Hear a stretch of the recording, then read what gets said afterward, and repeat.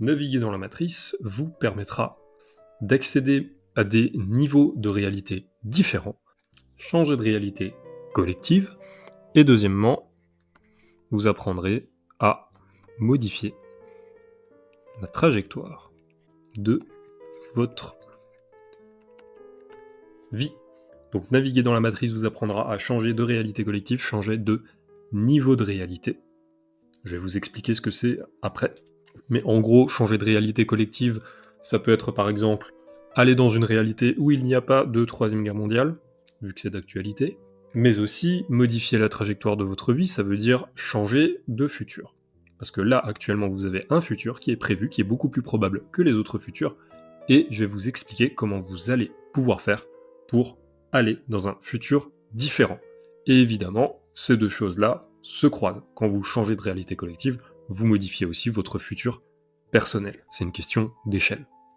Alors, d'abord, on va voir qu'est-ce que c'est que les niveaux de réalité, au sens où moi je l'entends, parce qu'il y a plusieurs définitions des niveaux de réalité.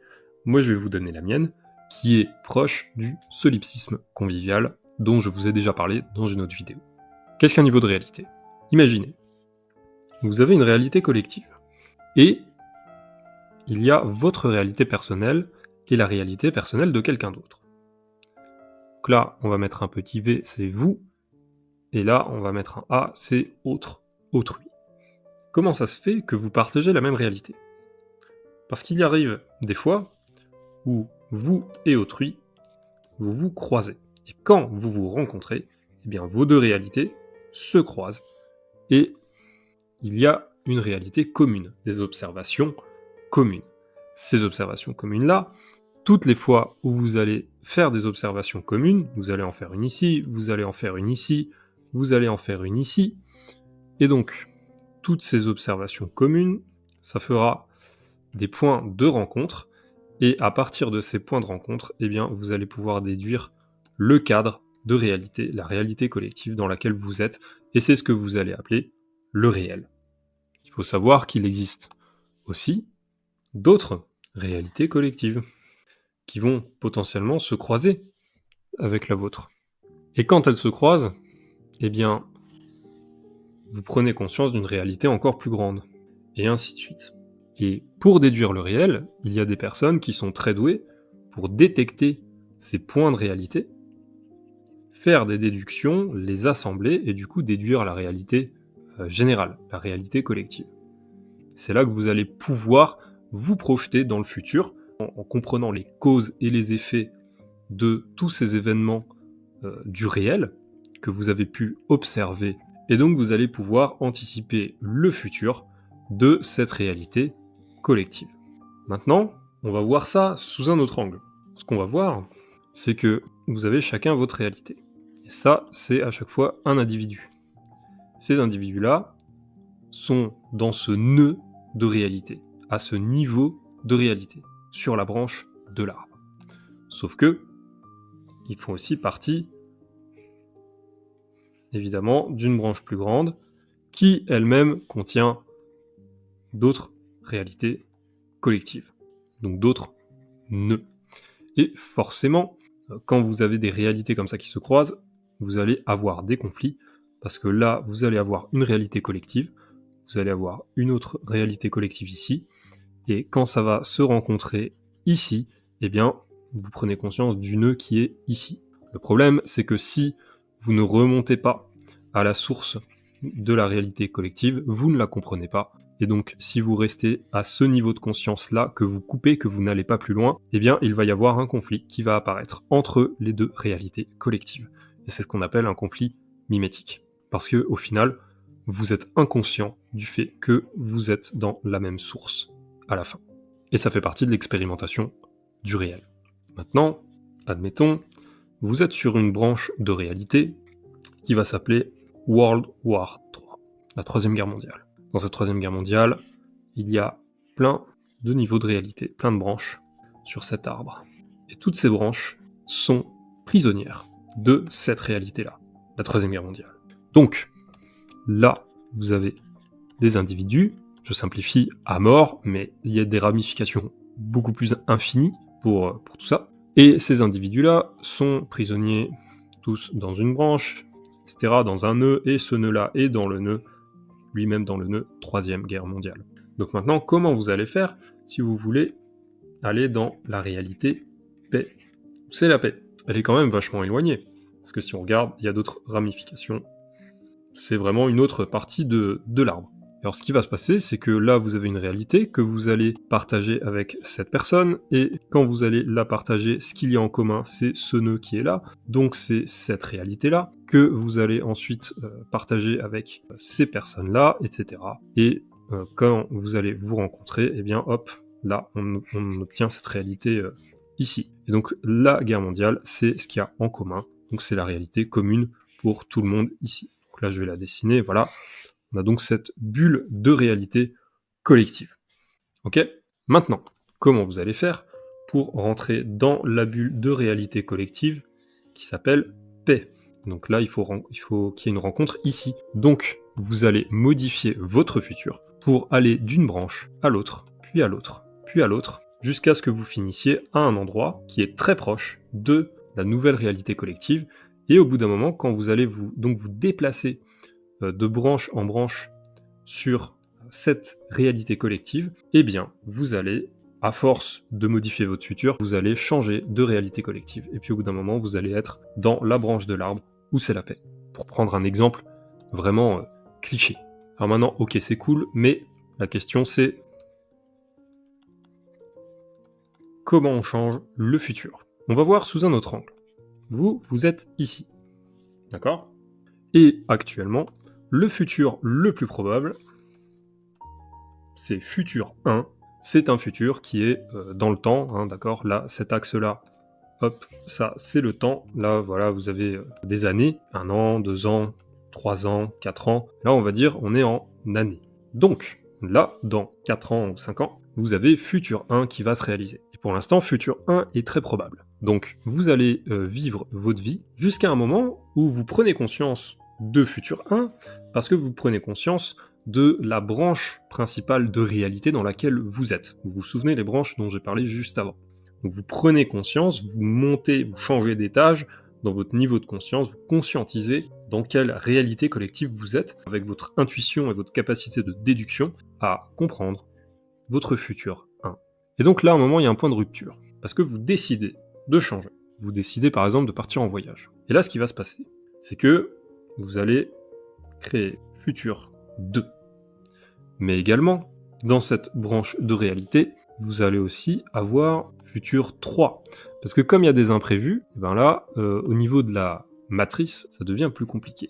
Donc vous avez plein de nouveaux futurs qui apparaissent. Et petit à petit, la probabilité que futur 1 arrive diminue, parce que vous avez fait ce point de rupture. Et donc là, vous commencez à vous balader ici.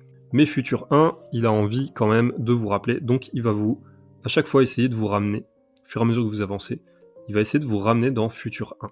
Donc là, vous allez avoir ce qu'on appelle des bâtons dans les roues. Donc il va vous arriver plein de conneries, parce que futur 1, il veut empêcher futur 2, futur 3 et futur 4 d'arriver. Parce que futur 1, il est toujours plus probable d'exister que futur 2, futur 3 et futur 4. C'est un peu comme si ça résistait. Vous allez un peu dans le sens inverse du courant. Sauf que à force d'aller dans le sens inverse du courant, eh bien le courant va finir par s'adapter à vous, parce que vous allez tellement vous inscrire dans cette nouvelle trajectoire qu'elle va se renforcer. Et plus vous allez la renforcer, et plus il va devenir probable. Et donc, futur 1 va devenir moins probable, et finalement, futur 2 va devenir le nouveau futur dans lequel vous êtes. Et à partir de là, une fois que vous vous êtes complètement détaché de futur 1, vous allez avoir ce qu'on appelle des synchronicités qui vont se produire tout le long de futur 2, pour vous montrer à chaque pas, en fait, que vous êtes sur la bonne voie. C'est comme ça qu'on explique les synchronicités. Parce que tous ces petits événements, vous avez l'impression que tout devient d'un coup plus facile. Bah, c'est normal, c'est parce que futur 2 maintenant est devenu plus probable que futur 1. Et donc maintenant, futur 1 n'existe plus, quoi. Ou du moins, il est très très peu probable. C'est votre ancien futur. Et après, vous pouvez très bien aussi, au bout d'un moment, tac, faire une rupture, parce que vous avez conscience aussi qu'il y a futur 3, et quand vous arrivez là, à cet endroit sur futur 2, et ben hop, vous changez de trajectoire, et vous allez vers futur 3. Et pareil, il va se passer la même chose, futur 2 va essayer de vous ramener vers lui jusqu'à ce que futur 3 devienne plus probable, et à ce moment-là, il se renforce et ça devient le futur le plus probable. Mais alors, qu'est-ce qu'il faut faire pour créer un nouveau futur? Comment on fait pour créer futur 2, futur 3, futur 4, etc. Première chose à faire, c'est émettre une intention. Donc une intention, c'est vous allez visualiser votre nouveau futur. Et vous devez avoir envie qu'il existe. D'accord? Parce que si vous n'avez pas d'intention, ben, vous n'avez pas de direction. L'intention, c'est créer le futur. C'est vous l'imaginer. Ensuite, vous avez en deuxième le focus. Imaginez votre énergie part dans toutes les directions. Et bien là, vous allez futur 1, futur 2, futur 3, futur 4, futur 5. Et bien là, ça part dans tous les sens et finalement, vous savez pas vraiment dans quelle direction vous allez. Alors que le focus, c'est tout simplement mettre toute votre énergie sur un seul futur. À la rigueur, vous avez un tout petit peu de dispersion sur les autres. Au moins, là, vous savez précisément dans quelle direction vous allez, et quand vous augmentez votre focus, futur 2 devient plus probable. En tout cas, le futur que vous désirez. Et ensuite, en troisième point, vous avez énergie. L'énergie, c'est ce qu'il y a là. C'est ce que vous allez focaliser sur le nouveau futur. Donc vous devez augmenter votre niveau d'énergie. Première chose que vous faites, vous émettez une intention. Je veux telle réalité. Je veux passer de cette réalité collective, là il y en a une autre, là il y en a une autre, vous êtes dans une bulle plus grande, là il y a une autre réalité dans une autre bulle. Vous êtes actuellement ici, et ce que vous voulez, c'est aller ici. Ça, c'est émettre une intention. Vous prenez conscience de la réalité collective dans laquelle vous êtes, vous sortez de la bulle personnelle, vous élargissez au maximum votre niveau de conscience, pour émettre ensuite une intention vers un futur qui est autre, parce que votre niveau de conscience vous permet de percevoir cet autre futur, ce futur alternatif. Et une fois que vous avez émis cette intention-là, vous allez focaliser toute votre énergie sur le nouveau chemin qui va vous emmener vers ce nouveau futur. Vous avez toute votre énergie que vous focalisez comme un rayon laser. Simple, si la lumière elle part dans tous les sens, ça n'éclaire pas très loin. Alors que si vous focalisez votre énergie comme un rayon laser, vous pouvez aller dans une réalité très lointaine. Créer une nouvelle ligne temporelle, comme je vous l'ai montré avant, qui va devenir de plus en plus probable. Et au début, vous allez avoir de la résistance de l'ancien futur, c'est pour ça qu'il faut avoir un haut niveau d'énergie et un haut niveau de focus, pour pas être distrait et dispersé. Donc vous avez un haut niveau d'énergie, un haut niveau de focus, sur votre intention qui est claire, votre cible, votre destination. Et là, vous pouvez affronter au début la résistance de l'ancien futur, qui veut vous maintenir dans cette ancienne réalité, dans cette ancienne bulle de réalité collective, et au fur et à mesure que vous avancez, le chemin va se libérer, parce que l'univers a compris que votre nouveau futur est plus important, il devient plus probable, et comme il est plus probable, les choses deviennent beaucoup plus simples, fluides, ça avance tout seul, et à la fin ça se réalise. Vous avez émis une intention, et vous avez focalisé, vous l'avez conscientisé, et ensuite, après l'avoir conscientisé, vous avez focalisé toute votre énergie sur ce nouveau futur. Et c'est ainsi qu'il est arrivé. Et c'est parti. Si vous avez des questions, mettez-les en commentaire. Sinon, écrivez futur en commentaire pour me montrer que vous avez bien regardé la vidéo jusqu'au bout.